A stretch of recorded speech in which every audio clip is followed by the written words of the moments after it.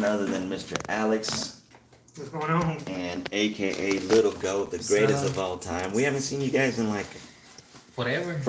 What's going on? What happened, man? Who turned it off? I don't know. I was like, hey, come on, we need to turn it on, you know? Alex, who turned it off, bro? The Lord and Jesus. Nah, Give us a little break. Don't bring Jesus into this, man. You know, Jesus gave us a break.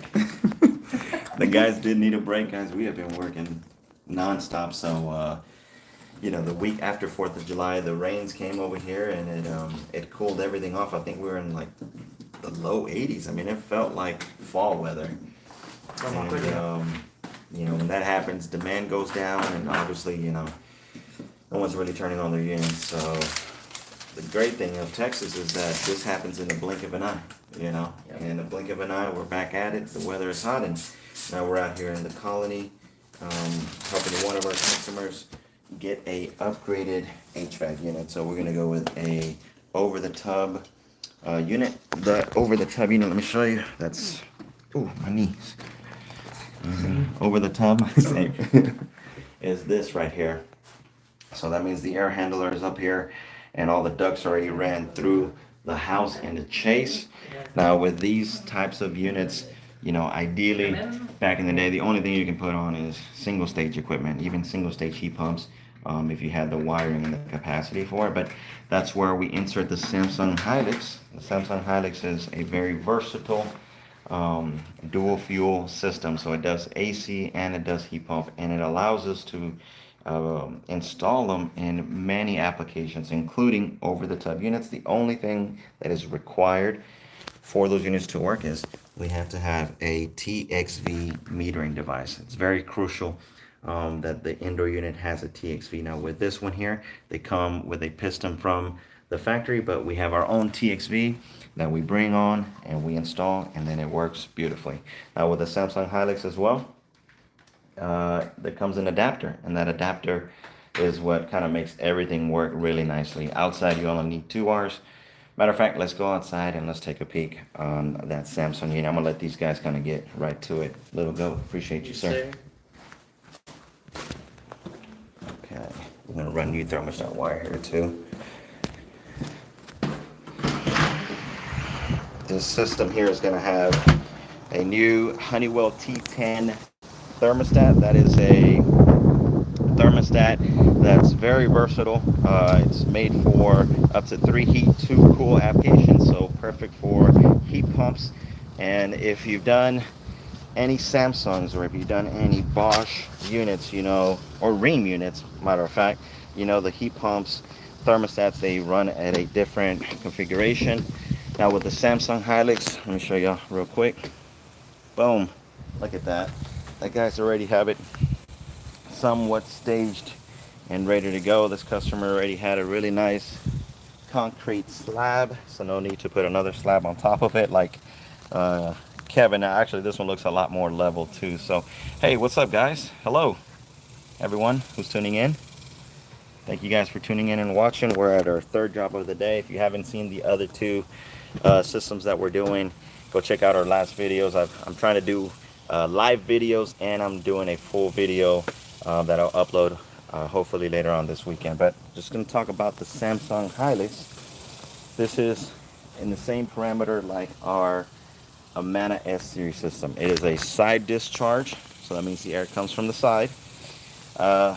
Very slim profile, and it's an inverter. It has an inverter compressor, variable speed. It has a DC motor, and let me do this. Let me open up the unit here for you guys so you can take a look.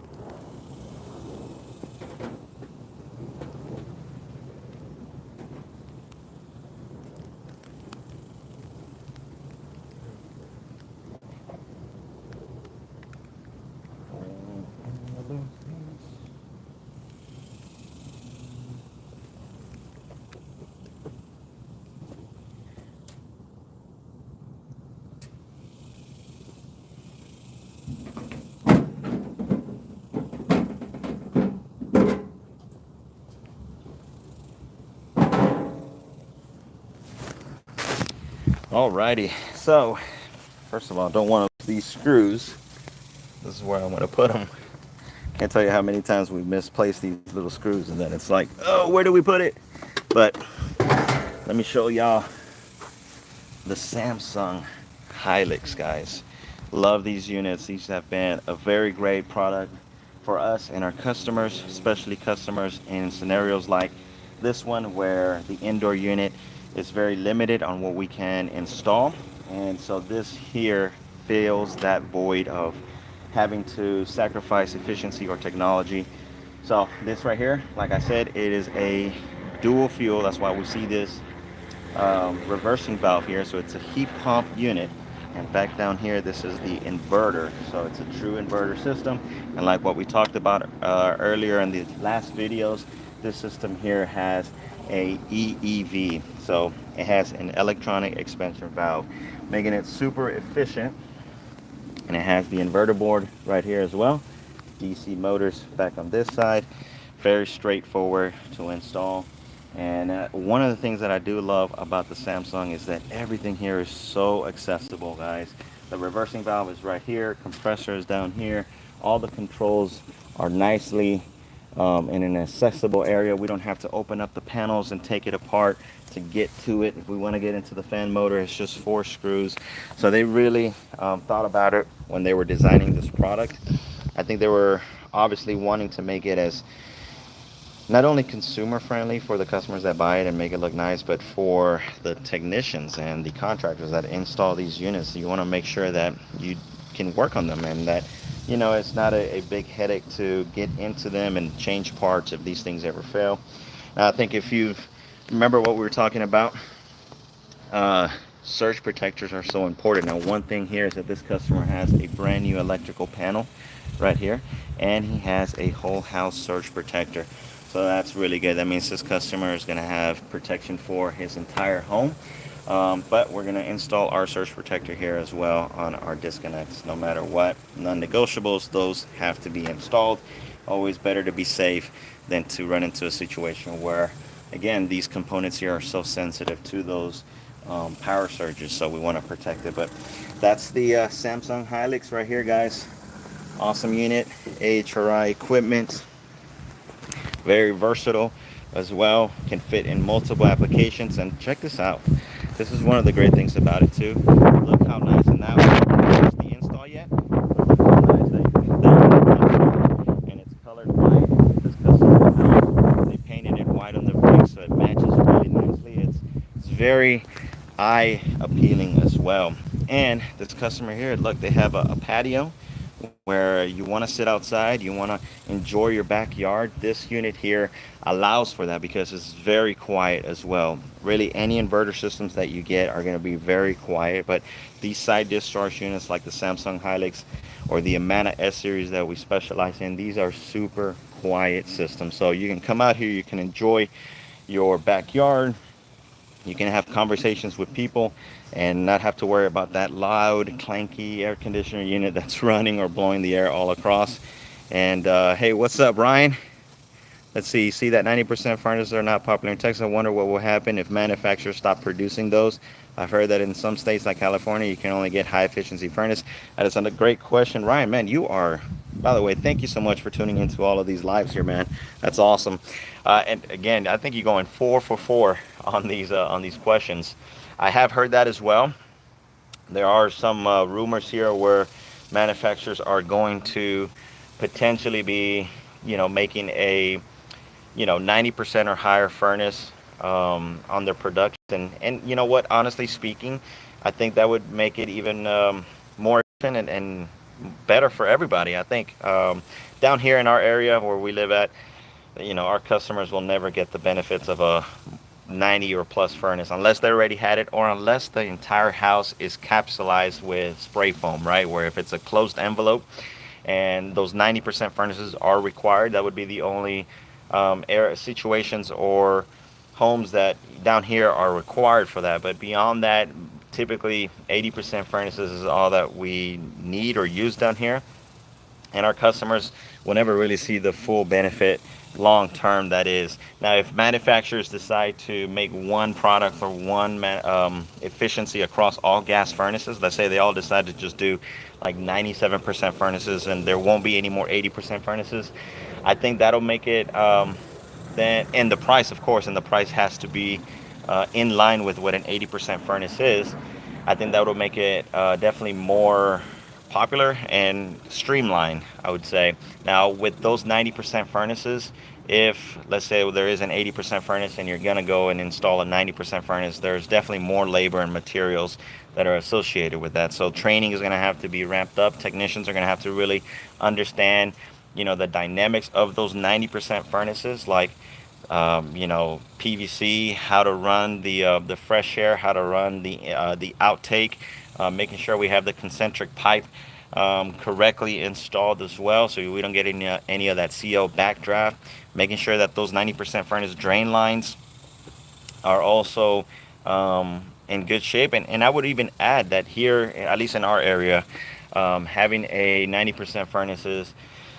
Not like up north, up north where those things really do make a lot of good sense. They'll never freeze over here. We just don't have enough consistent cold days back to back to back to really affect these units. So here, this is why, actually, it's a great question, Ryan, especially here as I'm talking about the Samsung Hylex, which is a dual fuel heat pump.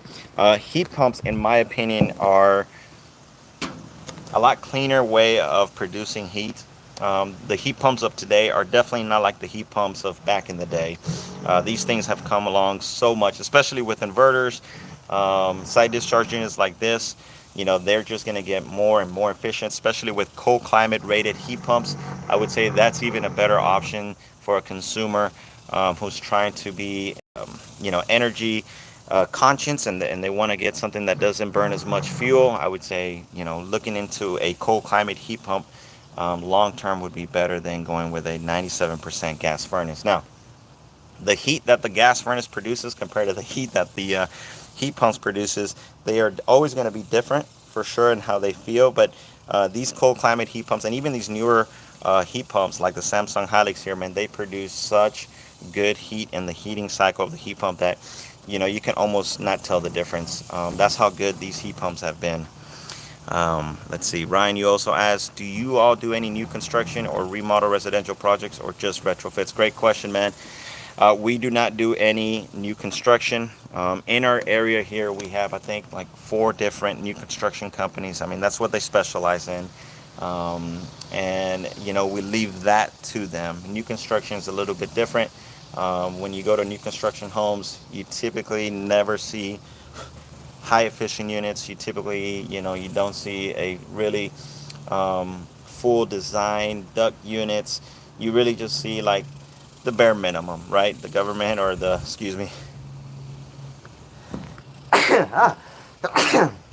on new construction homes, especially if they're mass produced, those builders are going to be looking for anywhere to cut costs. So they're going to have the lowest minimum efficient entry system that they can get their hands on. They're going to buy it in bulk.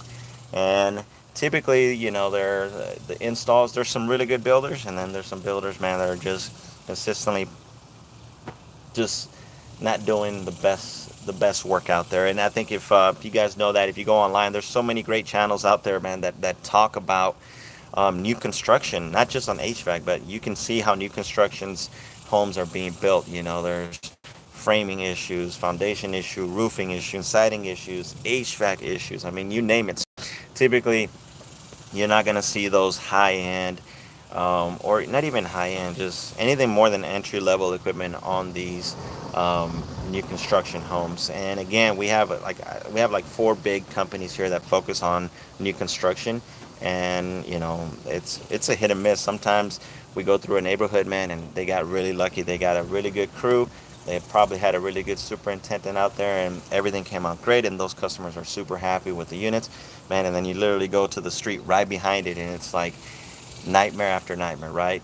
Duct work is not right, sizing is not right. Maybe they didn't do a good vacuum. Maybe they didn't put the the drain pan leveled. I mean, you name it, the list goes on and on and on. So for us, that's not our specialty. Our specialty has always been the residential repair and replacement, where we are in total control, right? We come out to the homes, we provide great service, we do maintenance, we can repair the system for you, and if the customer ever wants to upgrade it, we design the systems. We look at ductwork, CFM, sizing, we do load calculations, and then we provide equipments, for consumers that want to have good technology, great efficiencies, and not have to worry about, is this thing going to break? And if it breaks, at least they're going to be backed up by a company that stands behind their work. So to answer your question, we don't do new construction, but that's all right. We do a little bit of remodels. We do have a couple of GCs that we work with throughout the year. But those are almost identical to our residential retrofits. Those customers are relying on a good design, a good system, and so we do some of that work. Let's see. He said, Ryan said, that's a shame people pay all that money for homes, and when it comes to air conditionings, flow and installation problems, man, I'm telling you, it is very true. It is very true. And I think that's just the HVAC is just one portion of it. I mean, there's so many other trades. You got roofing, you got plumbing, you got electrical, you got your framers, all of those. So with new construction, again, it's a hit and miss. If they get really lucky with the crew, if they get really lucky with the company, and they're on it like from the moment they lay foundation, from the moment that they're out there, if they're looking at every aspect of that, and there's some checks and balances throughout the whole build process, typically you come out with a good home, a brand new home. So it is a shame, and our industry across the entire United States experiences the same deal. Sometimes you have bad plumbers, bad electricians, bad HVAC. And I think with the new generation that's coming up, by the way, I think we have a really great opportunity, to set a brand new standard. The standards that, dictate you have to follow these steps, you have to follow these regulations, you have to do this before you can do that. And I think that's really good. The new generation that's coming up, it's our responsibility, our generation here, to ensure that we pass on the knowledge of not only how to work and do our trades, but honestly how to provide great customer service, how to stand behind your work, how to consistently look for information to better yourself. And I think if we all do that, the new generation that's behind us, or two generations behind us, and you guys already know that generation, they're all about making everything as efficient as possible. And to do that, you got to have a really good standard. You cannot be sloppy. So I think we have a really good opportunity here to bring up the next generation, and that's good. And let's see, Ryan, you said, how can a customer know if they have a bad vacuum on their mini split? I have a Daikin mini split, but sometimes it makes a gurgling noise. I can hear the refrigerant moving. Is that normal? The customer, to answer your question, the customer will never know.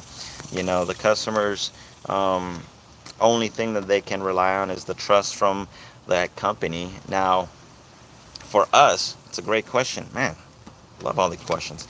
For us, how we can prove that and how we can show the customer that we are following those steps is every install that we do here, every repair that we do here, there is a quality control, right? The installers themselves are taking photos and they're taking videos.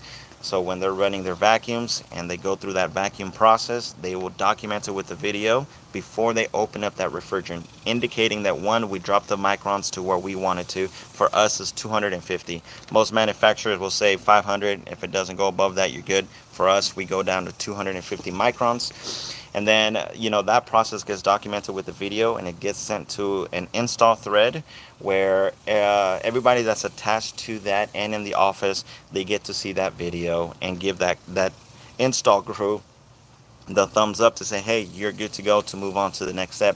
All of those videos that we take, plus the photos of the final product, the model serials, the thermostats, the entirety of all of that, that gets put into that final invoice, and the customer gets it. So for us, that's how we prove it to our customers. Like, hey, here's the videos, here's the proof of what we did throughout the whole process. And that just really not only holds us accountable, but it holds the installs accountable, and it builds another layer of trust with our customers, which is the most important thing, and the one thing that we hold the most value to is the trust that our customers give us.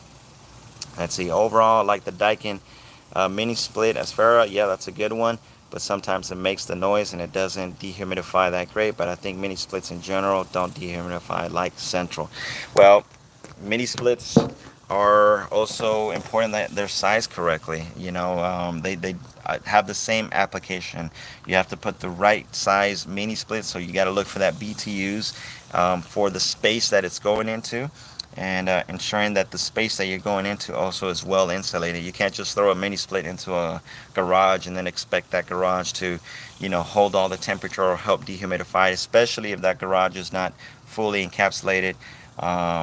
Or if it's not insulated at the least, I would say that, but mini splits and the Daikins, I mean, those things they've been around forever. I mean, you got Daikin, you got Samsung, you got um, Fujitsu, you have Greer, you have a lot of great mini split companies out there, and I think they've all dialed it in. I think there's all great products. There's definitely some no-name brands, and there's definitely some brands out there that you can DIY yourself, and all of these things.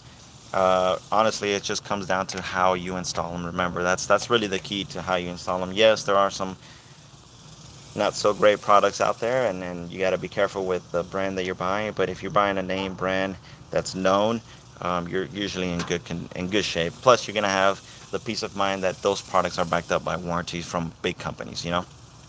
And then let's see.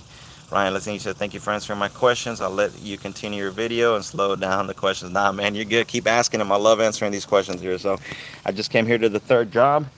Like I said, this is the Samsung Hylex. The guys are inside right now. Let's go back inside and let's see if they got that indoor unit at least installed inside. And I have to head back to the shop quick after I finish this one, and we're going to get ready for the fourth job that we have to pull. Maybe what I'll do also is I'll jump on and go tag along with either Carter or with Anthony, one of the service calls that they're at. How they're doing the service work. I think Anthony's doing a motor and capacitor, so maybe we can jump on there and take a look at that.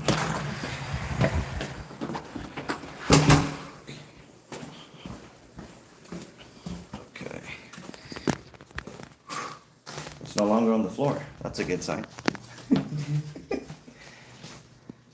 Alright guys, and there's the TXV right there. That's the important. Oh man, you got it. Barely. Barely. I got it. You see? I never doubted you 1 second, man. I never doubted you 1 second. Alex looks good, man. Yeah. Oh, that's really good. Good space here. That's the drain? Yes. Okay. Yeah. Oh man, dude, that lined up perfect. Mm-hmm. Nah. That lined up perfect, man. Okay. You too. Alright, good deal, man. Well, I'm gonna head on back to the shop and work on the next one. If you need something, call me. Thank Will you. do. Yes, sir. Thank you. Alright, let's go. All right, Appreciate sure. you, man. Any last Good words one. here? Well, be safe out there because it's getting hot. That's right, man. That's right. Alright, guys. We'll see y'all. Bye. Bye. Hold on a second. Who's Mr. Safety? Who's Mr. Safety? Always love. Hey, that's better than cutting your Same hair. cuttings, right? Yes, Right? sir. Yeah. These guys are a trip. I love them, man. I'm telling you, we have the best installers. Okay.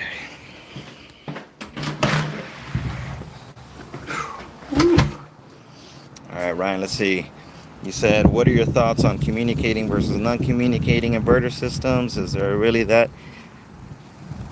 The sun is bright. Hold on. Let me get back in the car here, and then I'll answer that question. Okay, let's see. It says communicating inverter system. Is that really that big of a difference? Both ramp up and down, but is it worth getting that communicating inverter? Well, a true communicating system means that you have your indoor thermostat, your indoor air handler or gas furnace, and your outdoor unit all communicating at once.